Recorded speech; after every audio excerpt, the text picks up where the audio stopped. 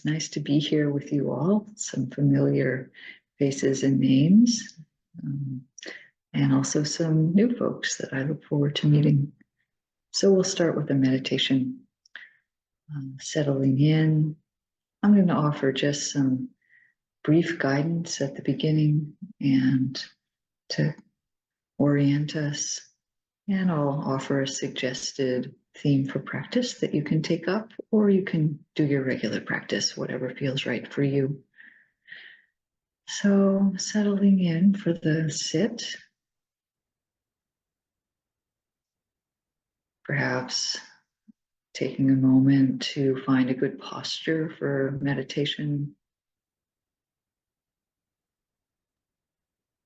Generally, we would sit upright, or if you're lying down, having a straight back. Good stand also, that's fine. And just allowing the attention to come inward, to feel your posture from the inside. If you're comfortable doing so, you can close your eyes.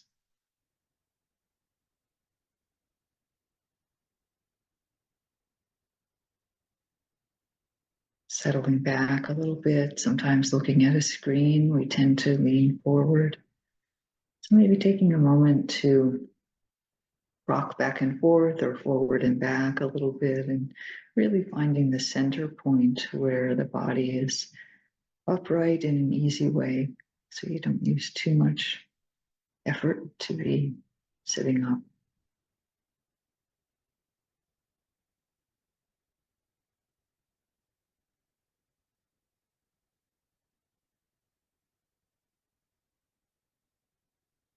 Sensing into the place where you're sitting, your seat against the chair or the cushion, your legs or feet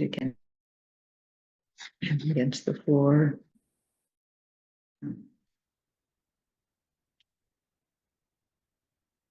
Just feeling the stability of where you're sitting.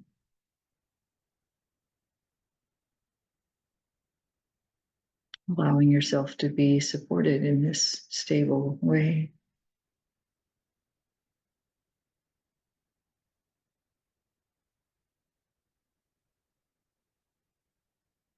Feeling the groundedness.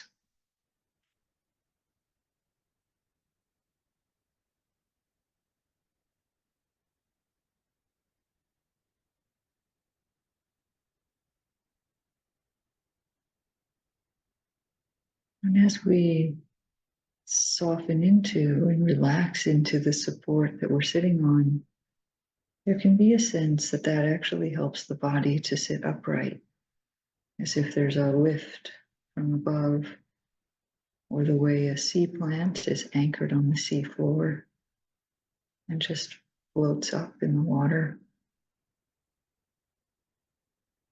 So inviting that kind of movement in the body, letting the arms soften and float, letting the head float on the spine.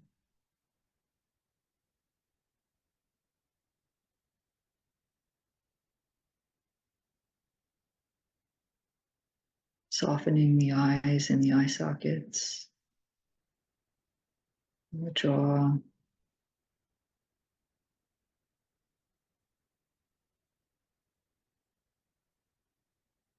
Allowing the shoulders to soften and drop a bit.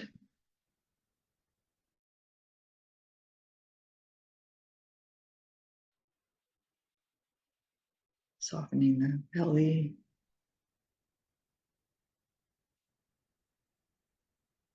And releasing any bracing in the arms or legs.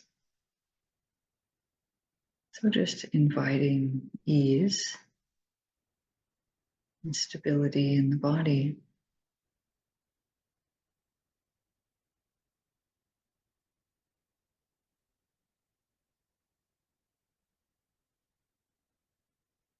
This can allow the mind to also find some ease, begin to come into the present moment.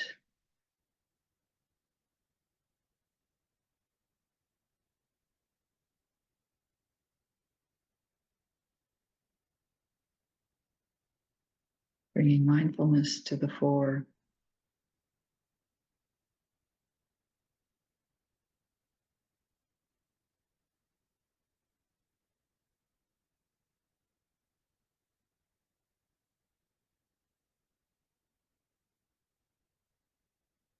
To connect the present moment as the body settles down. Often it's easy to feel the breath as the most obvious movement,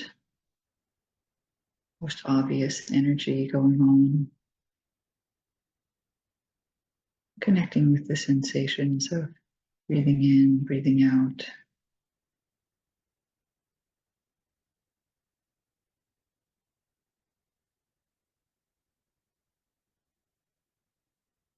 In an easy, gentle way.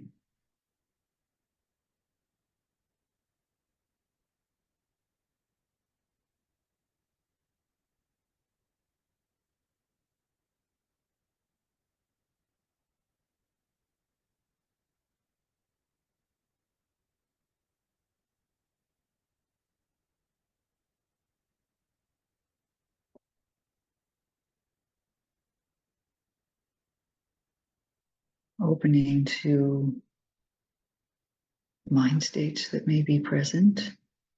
So even as we stay with the breath, allowing there to be emotions or thoughts in the background.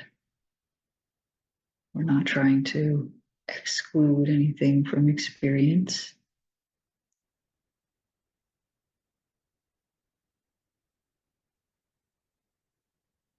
But the breath provides an anchor, a home base in the present moment as we open to the prominent experiences that are present.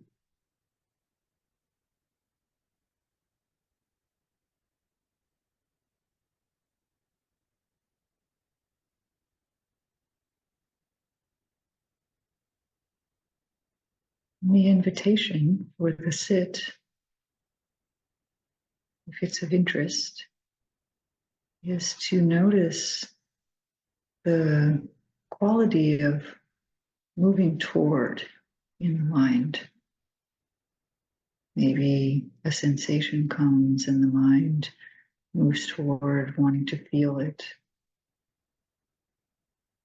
Or it can be a sort of an obvious moving toward. We think about what we're going to do tomorrow and how we're going to approach a conversation. So we have a clear wanting to do that well or to plan that. Or we might want peace.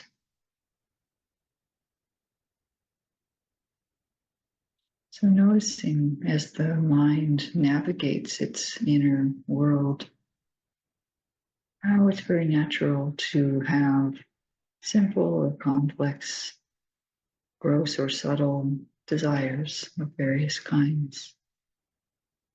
They're normal movements of the mind. Just feeling what they're like, noticing them. And you can always return to the anchor of the breath. So we'll sit for a while.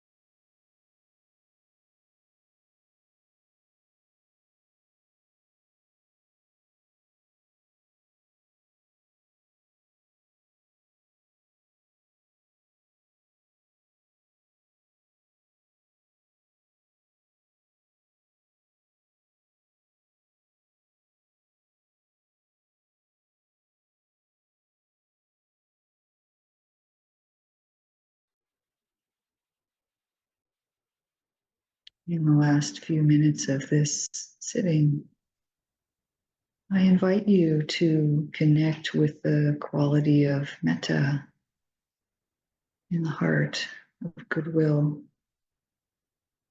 perhaps breathing into the heart area, connecting with the basic sense of wishing well for yourself, for people close to you, or people here in this Sangha.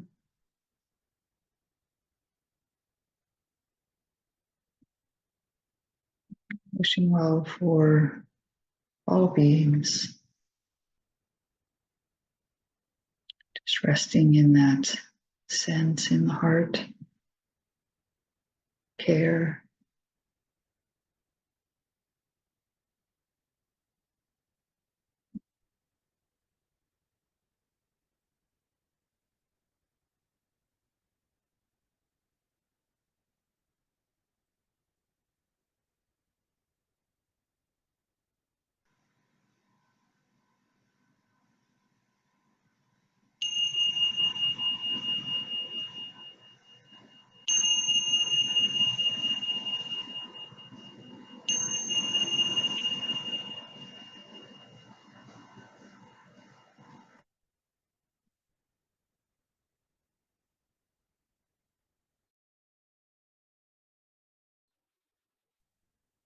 Hey, good evening again.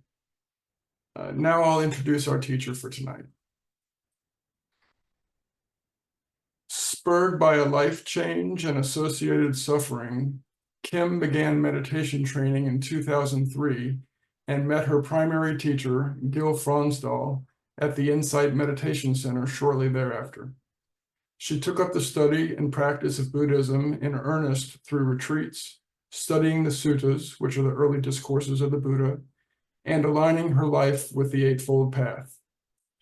Kim teaches at many Bay Area centers, as well as further afield, with a focus on classical teachings, sutta study, and programs for integrating deep Dharma into everyday life. She also teaches short retreats in the US and Canada. Kim has sat close to 1,000 days of silent retreat, up to months at a time, and she has practiced on retreat in Sri Lanka and visited Buddhist temples and centers in 6 other Asian countries. Kim lived at the Insight Retreat Center, one of the few lay Insight spiritual communities in the West, from its founding in 2012 until 2015. Kim's teaching emphasizes the willingness to look truthfully at experience, feel it fully, and soften in light of what is seen. She says that the heart may pass through phases of brittleness, hardness, slackness, fire, and ice before developing the supple strength that is based on wisdom and compassion. She says this very life is our place of freedom. Thank you. Thank you. It's so nice to be here and see all of you sitting here. And I just feel the strength of your practice during the sit that we had. There was a lot of stillness there. So let's go ahead and get started tonight. I wanted to start right away with the second noble truth, and then I thought, no, I better start with the first because, it's nice to do things in order. So the first noble truth says there is dukkha. It doesn't say life is suffering, as sometimes is said. But to understand even such a simple statement as there is dukkha, we would have to know what dukkha is, right? And this is a useful exploration. If we do that, we find that dukkha is indeed related to outright suffering and also kind of a more pervasive sense of dissatisfaction or stress. And eventually, if we keep exploring, keep trying to understand what dukkha is, we will come to a deeper understanding that the conditioned world cannot be fully satisfying. We just can't do that.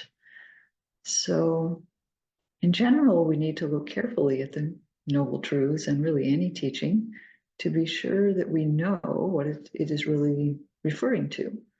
And we can often discover kind of layers of meaning that unfold as our practice deepens. So tonight, I'm wanting us to focus on the second Noble Truth, because the talk is about desire and the path. So the second Noble Truth. So let me ask you a question. How many of you think that the second Noble Truth says that the cause of suffering is desire? I see a few hands. I mean, it's a trick question, right? You can see I'm setting that up, right? You guys are too smart, but it's a common, it's a common misunderstanding, let's say, of that. So I want to read the actual language, or at least the English translation from Bhikkhu Bodhi. He says, now this, monks, is the noble truth of the origin of dukkha.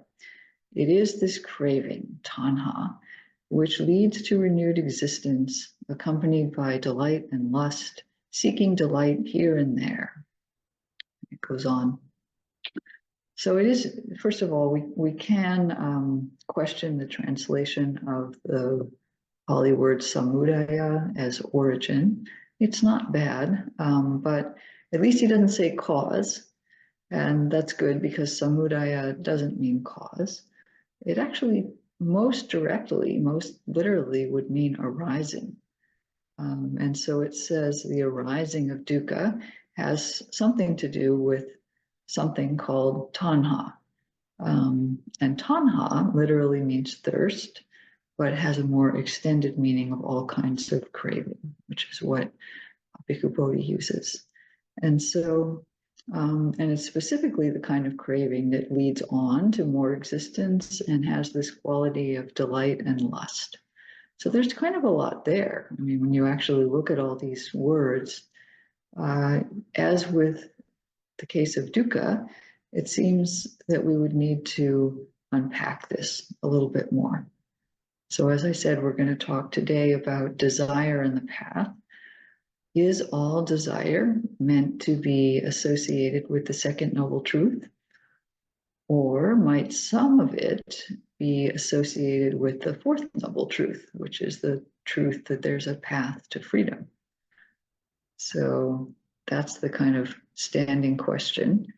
So I want to shift now, though, to a proposal, something that can be verified with mindfulness. So there's my proposal. The human mind has lots of desires. Would you agree? I see balloons going up at Kevin. That's an Apple thing.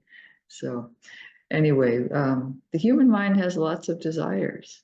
And I think we can see this. I invited that during the meditation, right? Is to notice when the mind was moving toward things.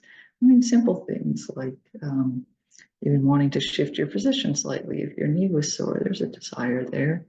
Or bigger desires like what we're going to have for lunch tomorrow, things like that. So yeah, I want to say though that to clarify my own language, what I want to call desire here is quite broad. I want to say that it refers to any kind of wanting, whether gross or subtle, whether skillful or unskillful. I've heard that some people really don't feel that the word desire can accommodate such a broad range of meaning. Fair enough. I was trying to find a word that could do that. But even if you think that it's too much of a stretch to call everything where the mind is moving towards something a desire, maybe just hang with it for a moment. I'm going to move beyond the single word as we get into it. But, to give some examples, we have desire for food if we're hungry. We have desire if we're hoping that we'll get home in time to get on an important Zoom call. I had the desire to teach for you this evening. Or maybe you have the wish for the neighbor's dog to be quiet. Sometimes desire is about not wanting something. And then there are more subtle desires also, like this wishing for ease when we shift our body's position, or sitting in meditation and subtly holding on to a state of calm that has appeared. So overall, I think it's fair enough to say there is a lot of wanting in the mind, from momentary impulses to our life aims.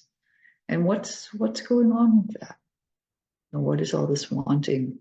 So another proposal that we can check is that at some level, we think this is what will bring happiness. So if we want happiness, there's another want.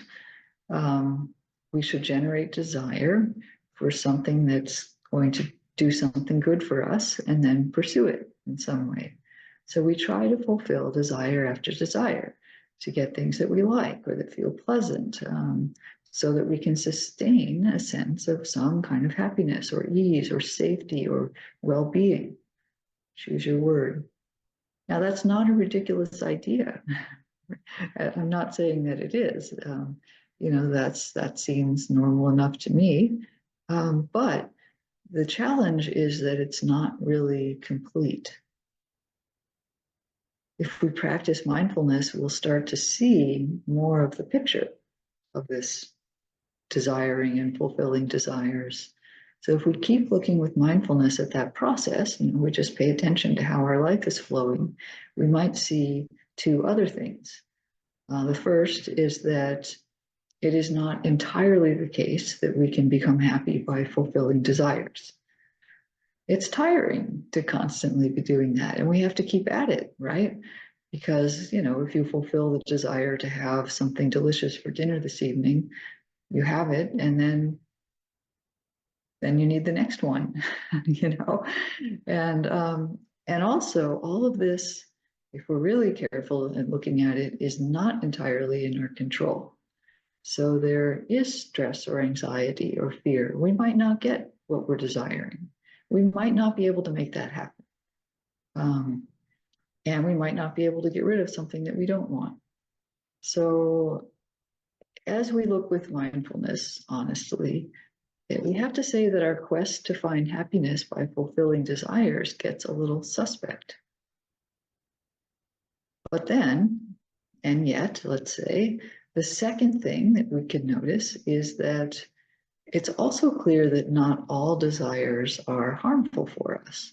Actually, some desires are useful, even on the spiritual path. Some desires are not just about, getting the food that I want, or, having nice people around me instead of ones that are irritating. Some desires are actually useful on the spiritual path, and some of the very real happiness that we get from fulfilling desires is good for us.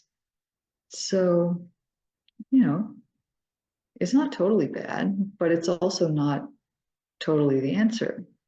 So we're going to have to look more carefully at this issue of desire and wanting. And that will help us circle back and understand a little bit more about the Second Noble Truth and its context, what the Buddha was trying to point at there.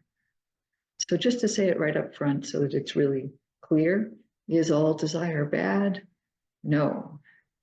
The Buddha was more nuanced in his teachings on desire. This movement of the mind towards something is very fundamental movement of the mind. So I'm trying to burden the word desire with everything related to a movement toward in our mind. And if we start looking more carefully, we'll actually see that the Buddha sometimes used this movement toward in his teachings on the path to freedom. So let's start looking a little more carefully. I like to say that there's kind of a range of desire or a diversity of desire, kind of a spectrum of desire. But it's not quite a linear spectrum. It's more like a space. So I want to talk about 5 different aspects of desire or classes of desire. It's not a canonical list from the Buddha, but it's a way that I think is useful to structure understanding a little bit more about desire. So as we touch into these 5 different aspects and you might want to see how each one resonates for you and notice if and how it might be present in your mind stream and even in your body. So the first one I want to talk about is clearly in the unwholesome part of the space or spectrum. And that's this one that's tanha, that was in the second noble truth, which literally means thirst and usually translated as craving. So what is that? It's kind of a grasping kind of desire that's obviously painful, obviously harmful. It relates to lust or greed or, selfish wanting of some kind. And when this particular kind of craving is about the world of the senses, which a lot of it is, the world of our five senses, we call it kama, K long A M A, which means sense desire or sensual pleasure, like the Kama Sutra in Hinduism. So kama tanha is strong grasping of sensual objects. And it's not really about the object. It's what's going on in the mind is the tanha. So we might feel tanha for ice cream under certain circumstances, but not under other circumstances. So it can come and go in relation to different objects, and in relation to the same object, it might be there or not there sometimes. Or we might be caught up in how we look, wanting to have nice clothes or our hairdo. Or we might be caught up in sexual fantasies of some kind. A very specific form of tanha is addiction to drugs or alcohol. So these are things that we may have had some experience with in our life. And tanha can also relate to things that aren't sensual, like power or having a certain identity. So it's clear enough that these kinds of desires don't support the path to liberation because they are themselves binding. They bind the mind up. So this is what we saw in the second noble truth. This is the craving that just leads on, and it never goes anywhere useful. It can't ultimately be fulfilled. It can't even lead to happiness, much less to spiritual freedom. But that's only one kind of desire that we notice in the mind, right? So let's go on to some of the other things that we would see if we start looking at desire in the human mind. We can also see that we have some basic desires that are related to bodily needs.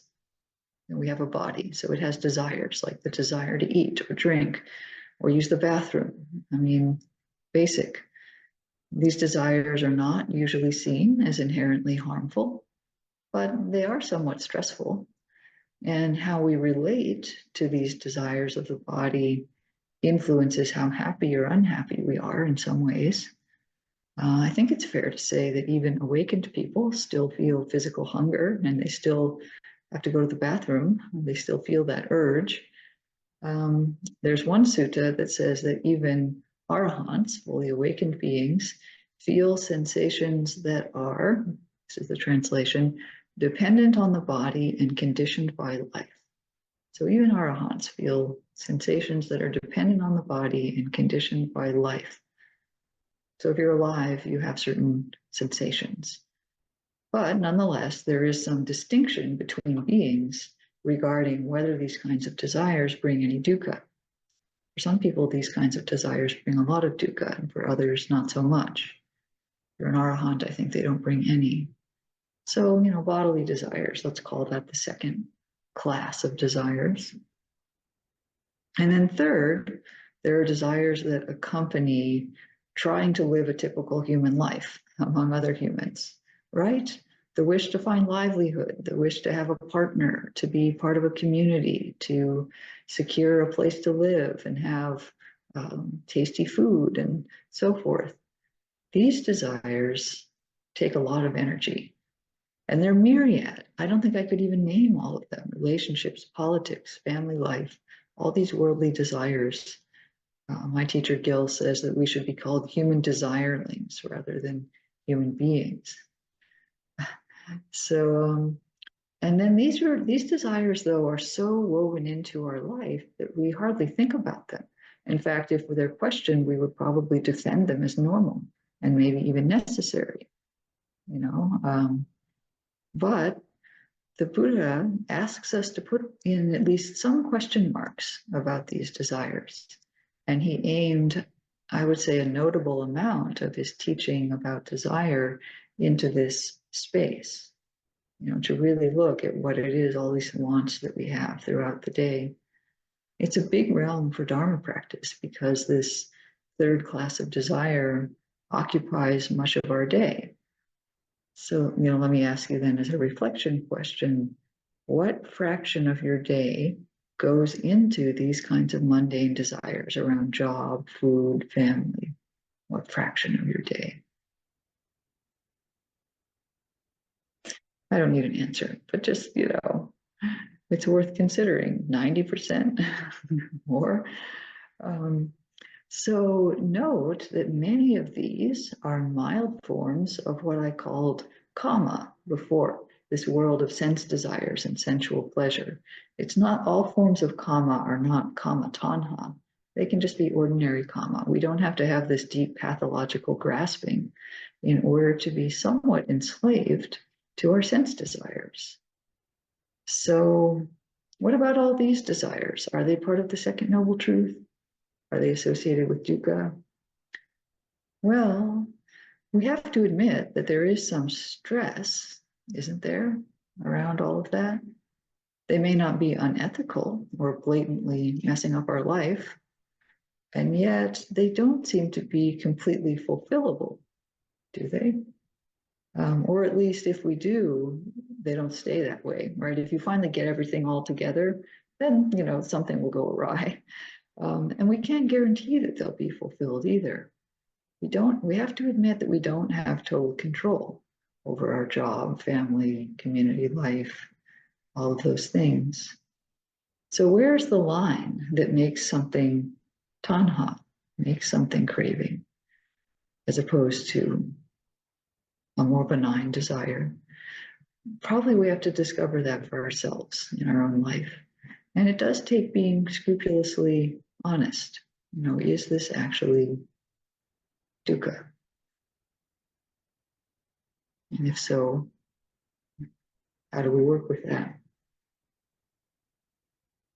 So I want to continue on, though. We'll get back to this. Continuing on with these 5 classes of desire. The fourth one, I like to call the more elevated human wishes. So these are various kinds of wholesome desires, skillful, refined, elevated, spiritual. You can choose the word that works. They would include things like wishing to be ethical, wishing to be kind, wanting a peaceful and happy life where we care more about how we're living than about money or status, wanting to learn meditation, wanting to study spiritual teachings, wanting to listen to Dharma talks, and also things that are not about us, desire for the well-being of others. These are generally very good desires. These wishes can serve our spiritual development. And the Buddha used our elevated desires as part of the path. He encouraged these kinds of skillful wishes in order to kind of draw us along the path. And when we allow these kinds of wishes to be felt in the heart, they encourage wholesome action. And then the happiness that comes from fulfilling these kinds of desires is a nourishing kind of happiness. It's you eat the dinner and it's nourishing in a physical sense, but then it's gone.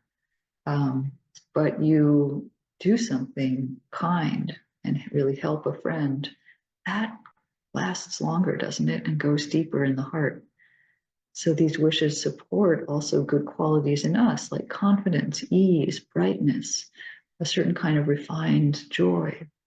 Not a bubbly joy, but a tranquil kind of joy, a peaceful kind of joy. This is the kind of pleasure that the Buddha approved of, if you will. He says in one sutta, this is called the bliss of renunciation, the bliss of seclusion, the bliss of peace, the bliss of enlightenment. I say of this kind of pleasure that it should be pursued, that it should be developed, that it should be cultivated and that it should not be feared. The Buddha is telling us to develop pleasure. So there's a famous story, right, of the Buddha realizing that all of his efforts to awaken had not brought awakening yet. And then thinking back to a time in his childhood when he entered meditative absorption and how easeful and joyful that was.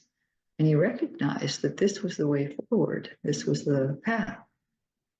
So these kinds of desires are part of the path. They're useful. Now, they're not the goal. There can still be some kind of delusion, like a sense of self, or there can be some pride or conceit creeping in. But if we keep up with our mindfulness practice, that will eventually be seen and addressed at some point. So then we can talk about the fifth class of desire, which it's kind of like a special case of the fourth, but I wanted to separate it out. And those are desires that are associated specifically with the aspiration to awaken, to be free, to be liberated. And, these can take various forms, wanting to know things, discover, investigate experience, see deeply, go on retreat, realize things. So these kinds of desires and aspirations feel very beautiful and clean and wholesome. Sometimes on the path, they can get very strong. And in that case, the desire for awakening gets called samvega, often translated as spiritual urgency. And for some people, there's a resonance with this Western concept of calling, a calling to practice, or a deep sense of wishing to be free that's coming from the heart or even from the whole body. And if that word doesn't work for you, that's okay. Also, just mention it. And so we have tanha, this grasping kind of desire, and then we have biological desires associated with the body, ordinary, mundane desires of living a human life, desires that are more spiritual or elevated, and then the desire to awaken. And if desire doesn't work for you as a word for all five of those, you can substitute, grasping at one end and aspiration at the other. It's okay. They're not quite a linear spectrum exactly, but still this division of wholesome and unwholesome, skillful and unskillful is relevant. We can see that some of the desires are blatantly painful. Some of them are clearly helpful. And in some cases, there's kind of a cost-benefit analysis where we decide to put up with the stress or struggle of certain desires because the result is worth it, often in that middle realm. So Buddha asks us to look carefully at this and understand a little bit more about how desire is operating in our particular life. What I want to touch into now, I want to kind of specify or shift into this realm of skillful desire or aspiration or, these kinds of things, the elevated or spiritual wishes that support the path. So the fourth and fifth kinds of desire, because we don't talk about those as much, or at least not usually in such terms.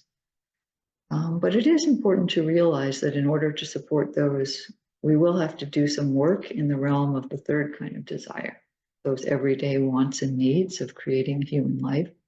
We have to do some kind of preparatory work in the realm of our life in order to bolster our ability to fully develop the more refined kinds of desire, especially ones that are related to deep meditation or liberation. So I want to talk about this today from the perspective of how the Buddha taught people to distinguish wholesome and unwholesome desire. That's often a question people have when they hear, they get to this point and they say, well, how do I know if a given desire is supportive or not? Well, we'll have to see. We'll see how it unfolds. It's interesting to see how he talks about different kinds of desire. To be blunt, ordinary sense desires and sense pleasures, the flip side of desire is the pleasure that we're seeking.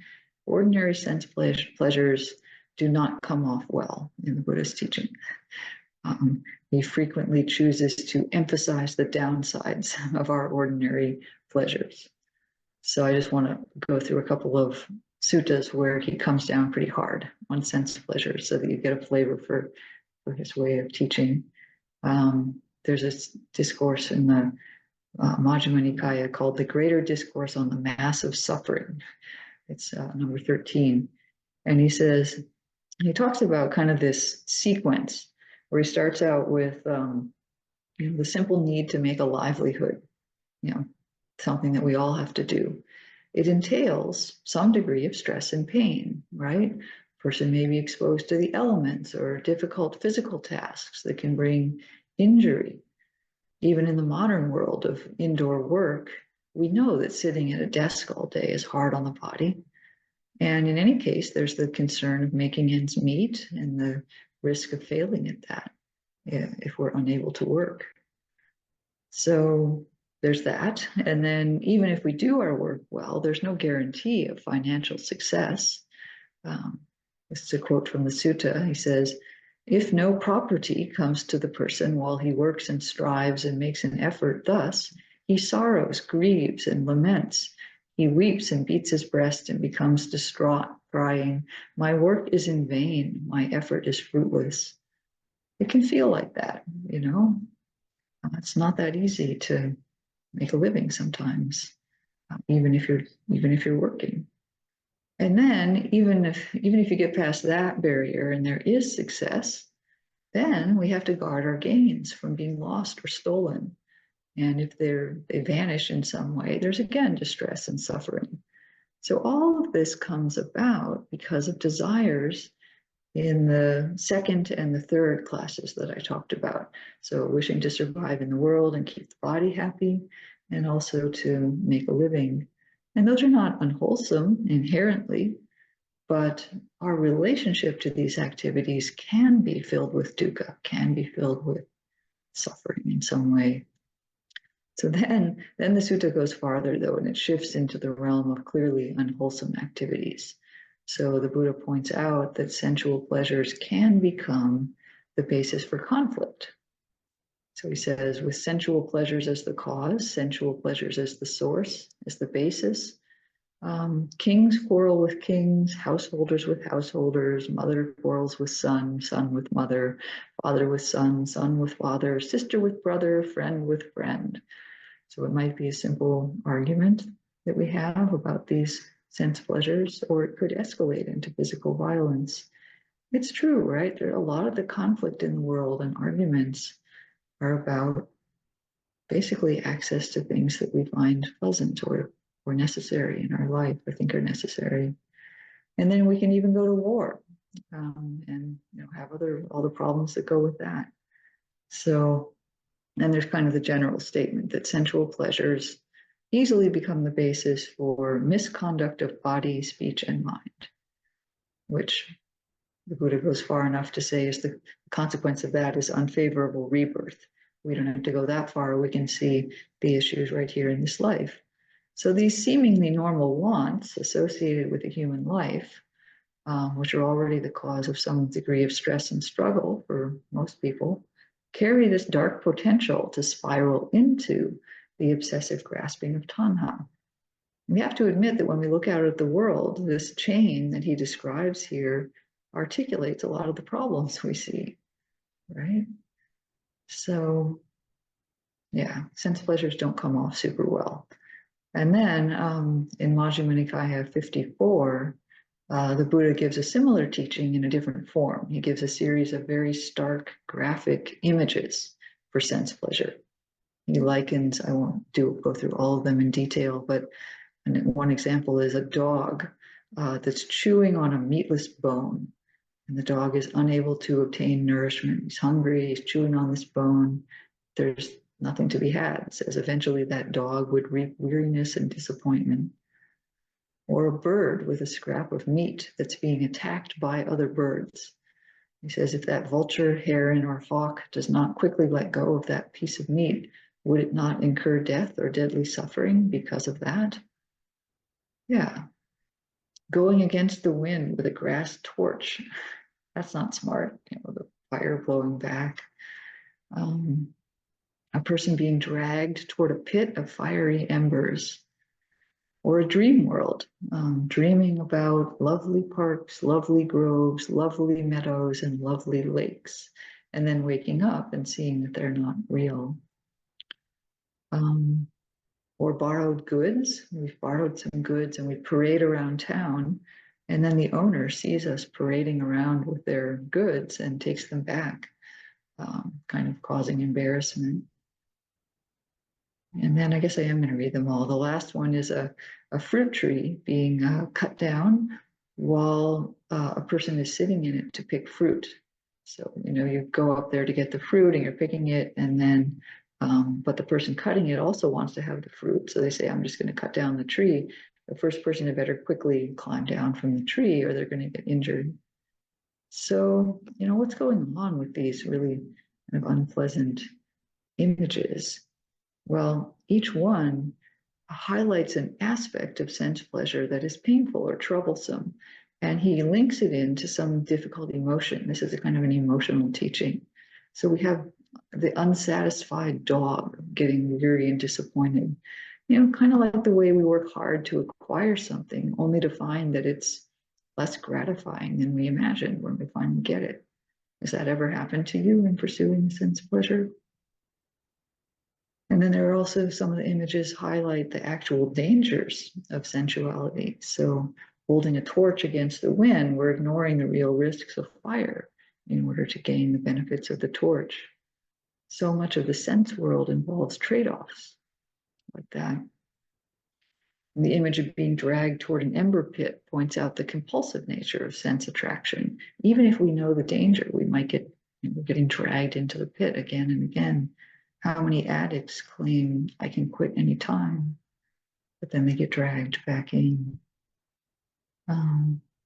Another risk is other people's envy and possible actions to take away our wealth, like the bird with the scrap of meat. So there's a sense of pain or fear or struggle associated, competition associated with this. There's a finite and zero-sum nature of sense pleasures. So if I eat an apple, nobody else can enjoy that apple. There's a fruit tree image. If two people are pursuing the same fruit, they'll be in conflict, even if they don't have enmity for each other. So somehow pursuit of sense pleasure requires ongoing vigilance about the doings of others. And then there's kind of a delusory quality, like this dream world idea of seeming loveliness that doesn't really match reality, or pretending that we occupy an opulent world of enjoyment and status, but it's only borrowed in a sense because it will come to an end at some point. So just to be clear, in these suttas, the Buddha doesn't leave us hanging with no solution. He goes on to offer letting go of attachment as an escape from the dangers of sense pleasure. It's not so much that we have to think that all the pleasures are bad in our life, but if we weren't attached, we reduce the attachment to them, the clinging to them, then we won't suffer so much in relation to them. But we can still ask more broadly, why all the negativity? Why does he lean on it so hard? Typically, we might respond with a sense of like, what's wrong with enjoying a good meal, enjoying a comfortable bed, enjoying the beauty of the sunset? What's wrong with that? And I think, I've thought about this a lot in my own practice. I think the Buddha knows that we don't really want to see in this way. So he's doing what's called breaking the frame, if you will, in modern discourse. So he knows we don't want to see it. We don't want to see that desires have this underbelly to them, in a sense. We'd rather just enjoy them and not know too much about it, right? But he knows that we need to look at it more carefully, because in his own life, he realizes that he himself didn't want to look at this. When he was young, he avoided looking carefully at the pleasures of his life. And he had to kind of deliberately practice and make an effort to see their downside. So if the Buddha had to do that, Probably we do too, right? So it gives us these stark images, I think, for our contemplation to kind of snap us out of our kind of just going along with complacent mindset, essentially. So if we see clearly, I think we do have to admit that these kinds of ordinary pleasures are just not that satisfying. They're fleeting, they're not really controllable. Sometimes they incite conflict, and they can be bound up with unskillful mind states like greed or delusion. Now, we might not want to admit that because we may not have an alternative. And it maybe would be kind of cruel to tell someone, hey, none of this is meaningful if there's no alternative for them. So luckily, the Buddhist teachings are very clear also we look at the downside, but he points us also toward the upside of some of the more skillful desires. So the Buddha had a dual strategy. He talked about how ultimately unsatisfying sense pleasures are, but he also talked about the happiness and bliss that come from the more elevated pleasures. And these pleasures become available when we're willing to give up some of the sensual forms of enjoyment. And we have to make a decision. I'm not going to do as much of that in order to make room for the fourth and fifth kinds of desire or aspiration, if you don't like the word desire for them. So Dhammapada, verse 290, if by giving up a lesser happiness, one could experience greater happiness, a wise person would renounce the lesser to behold the greater. Right? He doesn't say there's no happiness in sense pleasure. He says it's a lesser happiness and that there are greater happinesses possible. And a wise person would choose to give up one that wasn't as good for one that's better. Don Jeff uses the phrase trading candy for gold. It's pretty good. So, we can see that getting enjoyable food is certainly a form of happiness, but it might be a lesser form compared to creating a more harmonious relationship with your partner.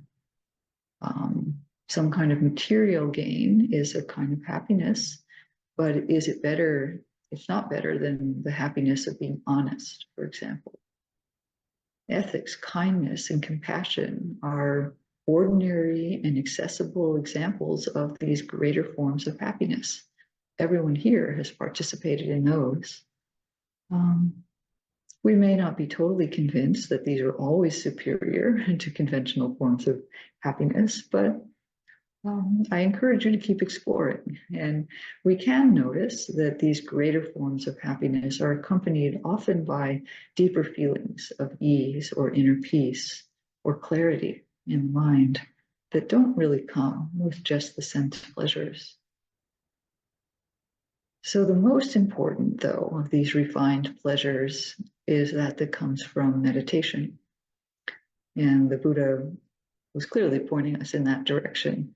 Yes, ethics and compassion and kindness are important, and we don't finish walking, we don't finish with those. We keep doing them again and again, but he very much emphasized, especially the happiness of meditative development as being much deeper than sensual happiness. Sometimes these ordinary pleasures are called the 5 chords of sensual pleasure. Enjoyable sights, sounds, smells, tastes, and touches. And in one sutta, the Buddha says, should anyone say the 5 chords of sensual pleasure are the utmost pleasure and joy that human beings experience, I would not concede that to them. Why is that? Because there is another kind of pleasure, loftier and more sublime than that pleasure. And what is that? Secluded from sensual pleasures, secluded from unwholesome states, practitioner enters and abides in the first jhana, ... and it goes on for the second, third, fourth. So, we release the lesser happiness to behold the greater happiness of the pleasure and ease that come from meditation. And we can get that maybe on an abstract level, but it's only a small part of the understanding to say, oh yeah, lesser happiness, give that up for the greater one. I get it. There's actually a lot of inner work involved in being able to consistently elevate the mind to go for higher happiness. Learn to feed on better food, if you will. So eventually we learn that, better than anything we can acquire or achieve is this happiness of letting go. And there's an expansion, an opening of new options when we let go of something that we were gripping onto. I think for me, looking back on my life, I see that many of the moments of deepest peace involved release or letting go, getting lighter. Ayakema, who was a nun from the 20th century, said, "There's nothing to achieve, there's only letting go. As we let go more and more of ego identifications, desires, and support systems, bliss will arise." You can check it out for yourself. So I think it's worthwhile to, as a layperson, consider how we can live a more contemplative life and put ourselves in a position of being able to let go of some of these lesser pleasures in order to behold greater ones, and to make the choice to cultivate these more elevated kinds of desires and realize the fruits of them. And that's possible for us. We don't have to ordain to begin to walk that path, and even go pretty far on it. So back to the second noble truth,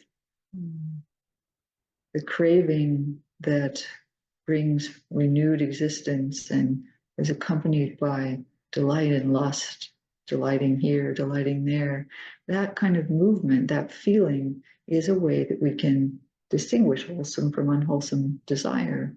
If the mind feels like it's just going on and on and on, this desire, this desire, this desire, or if it is associated with some of those images, do we feel like we're a dog chewing on a meatless bone? Do we feel like we're going against the wind with a torch? That's an indication that the desire is not so wholesome, not that helpful. Whereas if we feel like there's an onward leading sense of moving along the path, the desires do kind of, cultivation moves us along the path, then that's skillful desire. So we'll start to see in our own experience which goes in each realm. So these are my thoughts for this evening. I guess I'll just say one announcement, just that what I want to say is done. And that is that some of what I talked about comes from my most recent book, Full Simplicity. And I wanted to mention that I'll be offering a course based on the book this summer. It's an online course on 4 Tuesday evenings. What are the dates of those? Let's see. June 25th is when it starts. June 25th, July 9th, July 23rd, and August 6th. So they're every 2 weeks. So they span a 6-week period, and they're from 6 to 8 p.m. And there's a registration link. Oh, I could actually just put that in the chat. Registration is open now. And there's more information about it at the link, so I won't say any more here. You can click on the link if you're intrigued. There. Okay. So with that, are there any questions or comments? Have you seen desire to be a useful part of your path in the form of, say, aspiration or even samvega? Maybe you felt some of that. Just to give a simple example, if one wants to go on, suppose you want to go on a retreat, it's not so easy to go on retreat in our busy life. We have to block out that week, maybe months in advance, in order to register. And then inevitably, somebody calls and says, "Hey, I'm having a party on this Saturday night. It's right during the retreat." And you have to say, "I'm sorry, I'm going to have to miss that one." You have to defend that space in your schedule. And actually get there. And then there's a lot of planning and wanting and setting things up in order to go on retreat. If you don't have some strong desire, it's not going to happen. A lot of people cancel retreats right at the last moment. Oh, something came up. Oh, my family's coming. Oh, it's just not the right time. And other people, somehow, I had a friend who went on retreat like a day after she got out of the hospital from surgery because she was so determined to go. And then she had a medical thing come up right before and had to have this emergency surgery. But she was okay. But when she got home, she was like, I'm still going on retreat. I don't care if I have this incision and it's tough. I planned this. So there's some desire there. Would have been easy to cancel. And it's not that it's right or wrong either way. Either one could be right. But desires are important in our lives. And it's a matter of learning to use them skillfully, use them to advance what's important to us, what we value, to develop our spiritual life. Probably not going to happen if we just keep going to the grocery store, cooking the meals, washing the dishes. Carson, your hand is up. Oh, Kaysen, I'm sorry. Yeah, I bet you get that a lot. I do. Yes, very common. Thanks for this great talk. At the very beginning, when you were discussing I think the actual text of the Second Noble Truth, and I didn't quite catch what you said about causing versus arising. I think or what I understood is that the Second Noble Truth is commonly understood as dukkha is caused by. But I think you said that maybe it doesn't say that it's more about things arising at the same time. Could you clarify that? And then also, is there a practical application of that, or how is that? How can I use that in my practice? Yeah, so I did kind of slip that in, and it could be a whole talk in and of itself, maybe.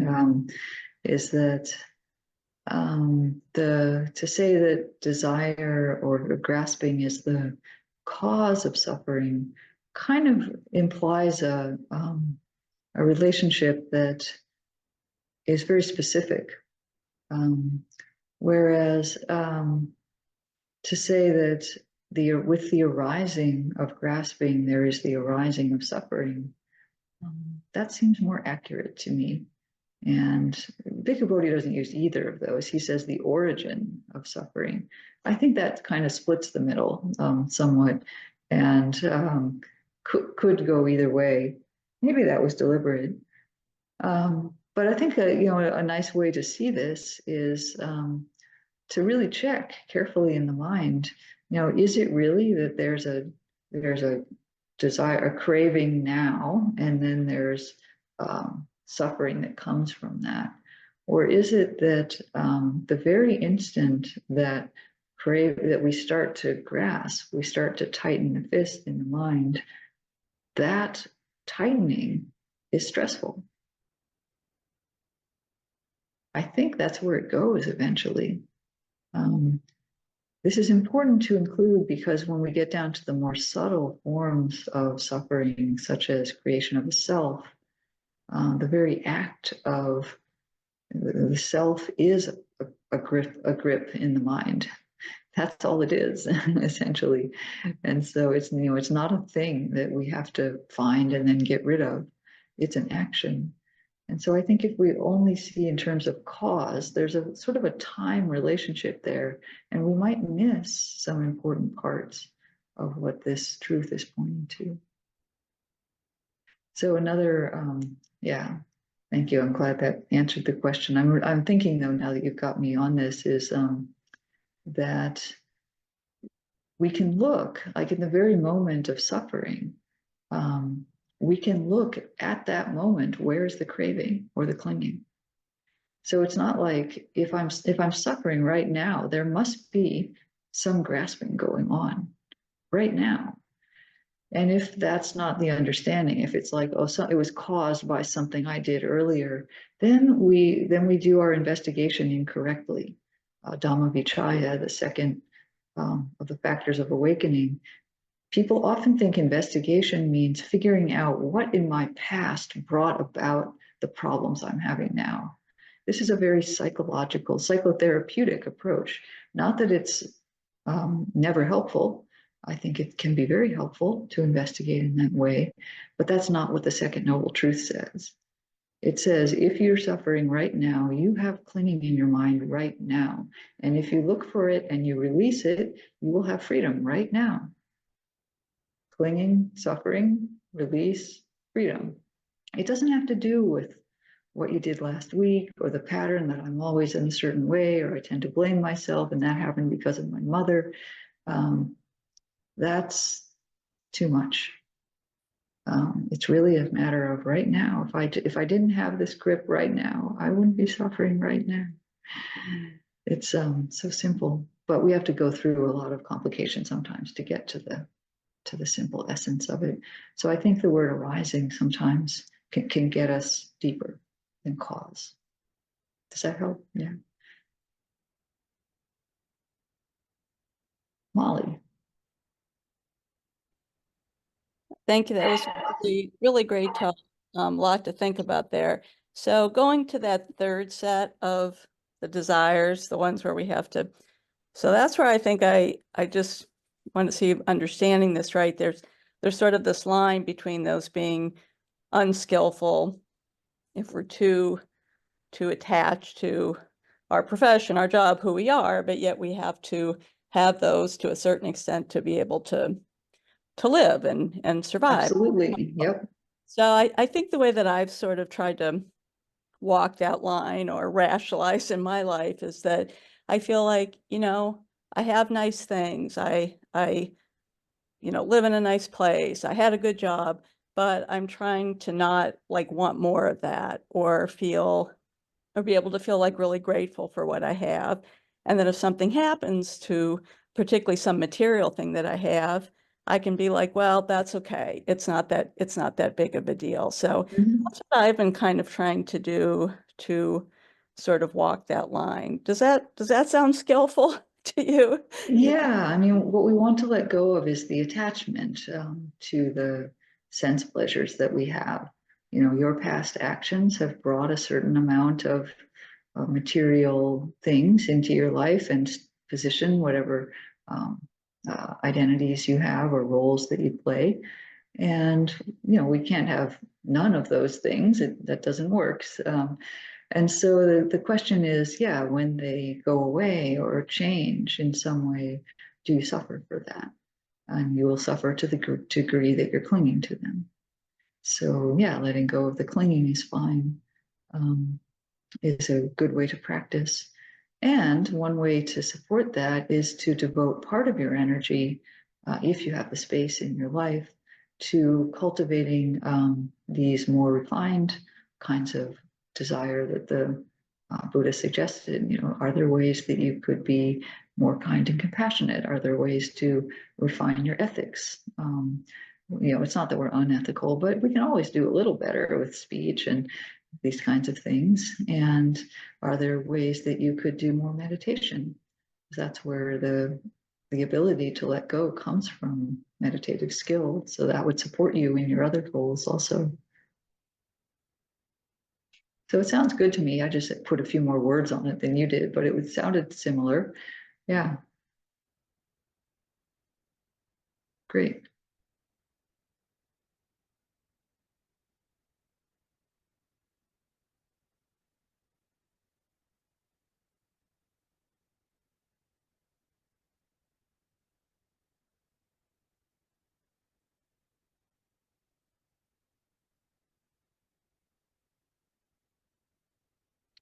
Irene. Thanks, Kim. I always appreciate your clarity, and I also appreciated what you just said a few moments ago about the release is always in the now. It doesn't really matter.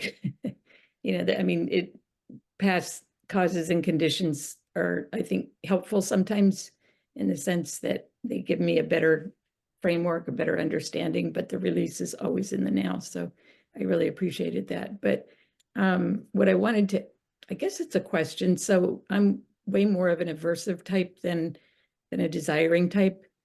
And but in my investigations, because I've, spent a lot of time in meditation, sort of looking at this, and it's sometimes hard to tell the difference between desire and aversion. I mean, I know they're flip sides of the same coin, but just using the example of an itch, it's like I have a really strong desire to scratch it, but I also have an aversion to, it's like, is it an aversion or is it a desire? And I go back and forth, and sometimes I'll stay with the itch, and it'll be like, I can tell that one is stronger than the other. Or does it even matter whether it's desire or aversion as far as investigating it? Or Not so much. I agree. I can't always tell sometimes, because the movement away is just as fundamental as the movement toward, which is what I try to capture as desire, as this movement toward. So, yeah, I think, and the reason I highlighted more the movement toward is that the Buddha uses renunciation as, his main skillful intention that guides our path, letting go. And so, that does include letting go of things that we're trying to push away, letting go of that tendency. But, if we frame it as, and then he included these skillful desires, things that we should want, whereas he didn't frame it so much in terms of skillful aversion as much. I mean, there is letting go of the hindrances, there is abandoning thought, there are these kinds of things. So we could say that those have to do maybe with aversion. But this is a long way of saying, however it works for your mind to kind of move along, figure out which is the skillful and which is the unskillful. It doesn't matter if it's moving toward or away. yeah. Okay, thank Good you. question. Albie and Alan. Hi, Kim, it's Alan. Hi. Nice to see you again. Yeah, nice to see you again, both of you. Thank you. Now, sometimes you translate Dhammavicaya as wise distinction. I believe that's the case. And I think that fits in really well with what you were saying tonight. Would you want to comment some more? Yeah, I would agree with that. Wise distinction, or the Dhammavicaya, the second of the factors of awakening, is really about knowing clearly what is skillful and what is unskillful, so that we can choose the skillful. And it's not, it's not just that we're lazy people who, want unskillful things, or bad people or something like that. It's actually that sometimes we can't quite tell which is the skillful and which is the unskillful. So there is some practice to be done there. And this helps us to understand which desires are at least part of the path, and which ones are, the fourth noble truth, and which ones are part of the second noble truth. So yeah, I would agree. Michelle. Hi, it's so nice to meet you and spend time. Thank you so much for being here tonight. I really resonate with the last comment and just my own learning curve of how I can take just about any desire that we might start in the noble category, and I can watch it become about me or ego or something like that, like finding that skillful edge where I know the desire to meditate is more skillful than like some overeating desire. And yet within that desire to become a bodhisattva and wise and enlightened, I am very aware how it's fertile ground in every desire to try to figure out where that line is, where I'm pursuing it wholesomely. And that I recently asked, like, could you summarize what Dhamma actually is? And the teacher said it's developing more and more skill of what to set down. And that really resonates with me when it comes to desire. When I've gone over that edge into what isn't healthy, or, you know, what feels tight, it's like, oh, what do I need to put down here? So there's the Nice. gross, you know, noble desires, but then even within that, I can find myself able to learn about my own sense of desire. Yeah, I think it's a continual refinement that we find in our own experience. That's great. Thank you.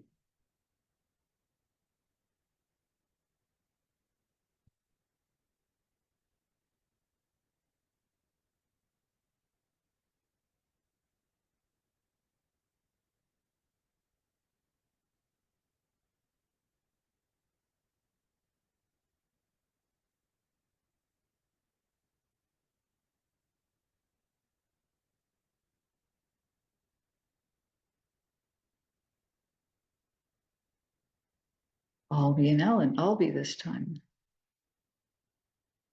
You're still muted. Okay, There. okay, thank you.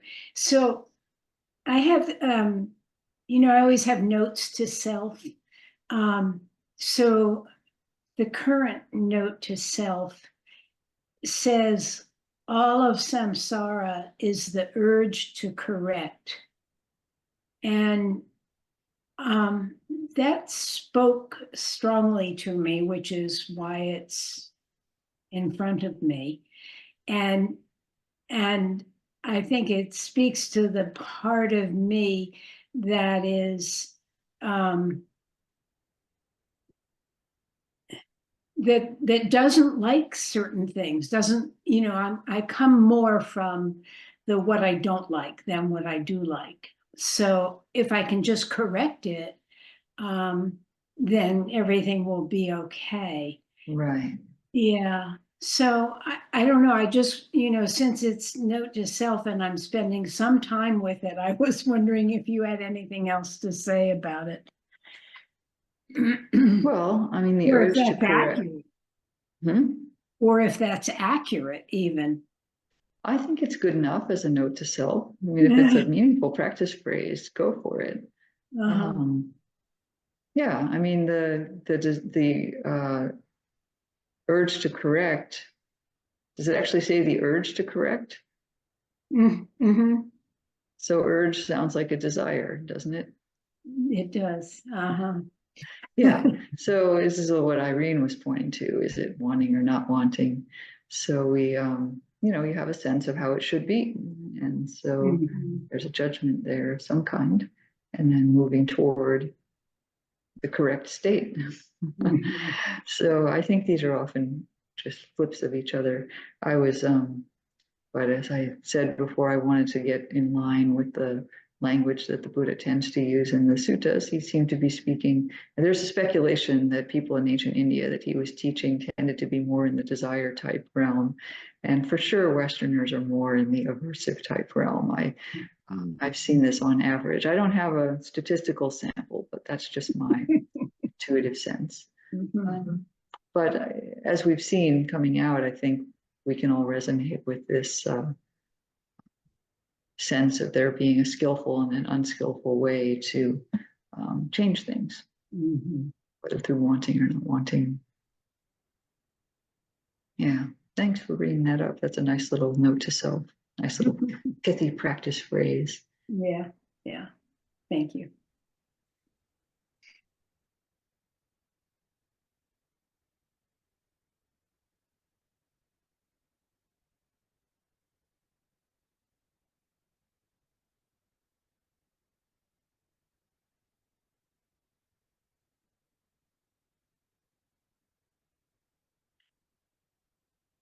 Well,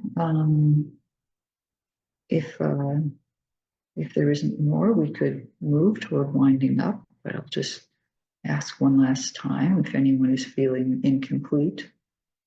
And it's fine if there's no one feeling incomplete. Diane. Yes, thank you for your talk, Kim. I'm feeling a desire, or let me say, a desire is arising to hear more about your book. Would you say a few words about that? Yeah, this book, Full Simplicity, the subtitle is The Art of Renunciation and Letting Go. And I deliberately put the word renunciation in the title to make sure that anybody who read it was okay with that word. And because it's kind of an exposition of the word renunciation, actually, the word that's translated as renunciation, let's say. That Pali word is nekkhamma, and we usually translate it as renunciation. And it's fair enough translation, but it's a much narrower English word, the word renunciation, than what nekkhamma is in Pali. And so it unfolds all the different dimensions of this Pali word. And this is the first part of the book, does this, and talks about how it's associated exclusively with wholesome qualities like faith and ethics and wisdom and joy and happiness. Nekkhamma is actually about happiness. And so the word renunciation may not really capture all those dimensions in English. And so I talk about, I look at a lot of sutta passages about that, but that's just the beginning. Then it goes into a little bit what we talked about tonight, how we can use desire in a skillful way to unfold a path to freedom. And then the third part of the book is about these classes that I've done a number of these renunciation classes, like the one I just named and put in the link for registering. And so it has some case studies from prior classes and wise quotes from students who took them in doing experiential exercises about renunciation right here in our lay lives. We don't have to be renunciates or monastics to experience the benefits of nekkhamma.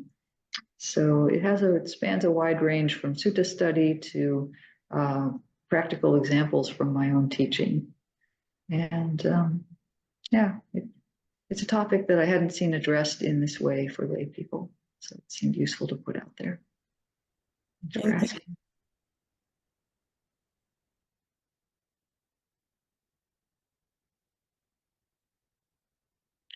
All right. Well, thank you so much for a wonderful evening, and wish you all very well in your practice. Thank you for having me. Thank you. Thank you, Kim.